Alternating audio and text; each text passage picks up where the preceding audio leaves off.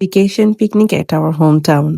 So এই ডিসেম্বরের ভেকেশনে সবার যখন পরীক্ষা, কাজ সব শেষ হয়েছে তখন আমরা মুভ করেছি হচ্ছে হোম টাউনের দিকে। আর আমাদের হোম টাউন হচ্ছে হাজীগঞ্জ, চাঁদপুরে। সো এখানে হচ্ছে সবাই ভেকেশনের পিকনিকের জন্য মানে খেতে বসেছে, যেটা আপনারা দেখতে পাচ্ছেন। তো সকাল সকাল ঘুম থেকে উঠে হচ্ছে এখানে মানে রান্না করার প্রস্তুতি চলছে। সো এখানে মিনিমাম আমাদের হচ্ছে ১৫-২০ জনের মতো এরকমই, মানে আরেকটু বেশিও আছে, মানে লোক নিয়ে হচ্ছে রান্না-বান্না। এটা বাইরের কেউ না, সবই আমরা ফ্যামিলি মেম্বাররা। যারা পেরেছে তাদের কাছ থেকে আমরা হচ্ছে টাকা উঠিয়ে এই মানে ব্যবস্থা করা বা পিকনিকটা করা।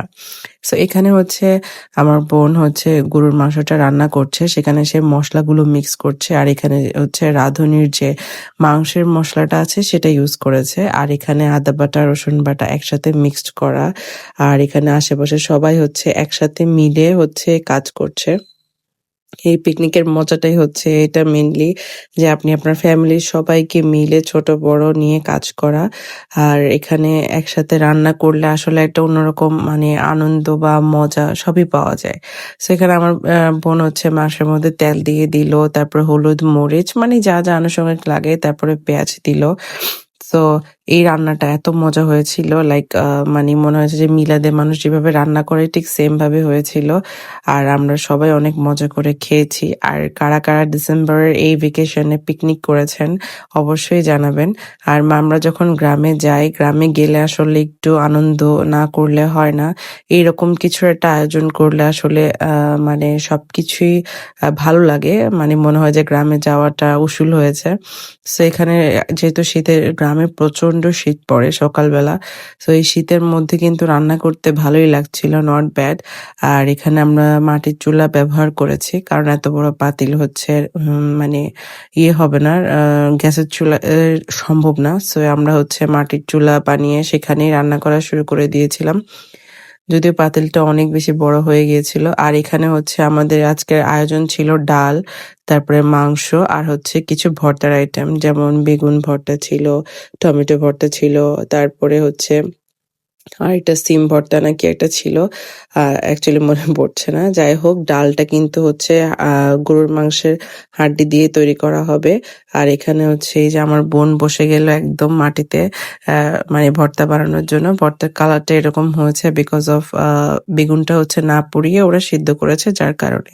সো এই বেগুন ভর্তাটাও কিন্তু অনেক মজা হয়েছে। এখানে পেঁয়াজ, মরিচ, তারপর লবণ আর সরিষার তেল, ধনিয়া পাতা তারপরে দিয়ে হচ্ছে এটা মিক্সড করবে। আর টমেটো ভর্তা ভাইয়ারা বানিয়েছিল। আর এই ভর্তাটা অনেক মজা লেগেছিল। পিকনিকটা করতে আমাদের অনেক ভাল লাগছিল, কারণ সব ছেলেমেয়েরা অনেক এক্সাইটেড ছিল। এখানে আমরা বাইরে মানে ঢাকা থেকে ওখানে আরো অনেকজন গিয়েছিলাম।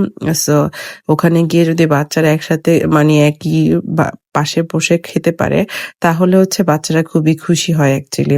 আর আরেকজন হচ্ছে চকলেট, বিস্কিট কিনে খুবই খুশি হয়ে এলো। তারপর সবাই হচ্ছে রান্না বান্না শেষে খেতে বসে গেল। এই যে এখানে আমাদের সবাই, এই যে আমাদের টুইন্স রুদ্র আর আফনান, আরো যারা আছে আয়রা, তোরা সবাই হচ্ছে একসাথে বসে খাওয়া শুরু করলো।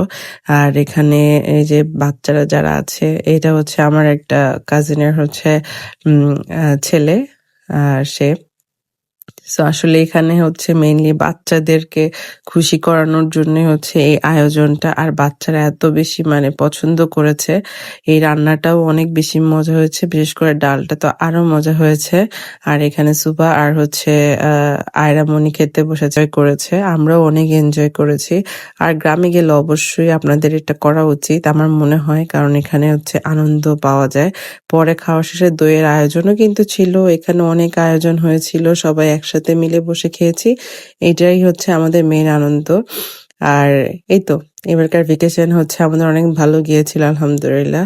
আশা করি আপনারা সবাই অনেক ভালো আছেন, আমাদের জন্য দোয়া করবেন। Thanks for watching.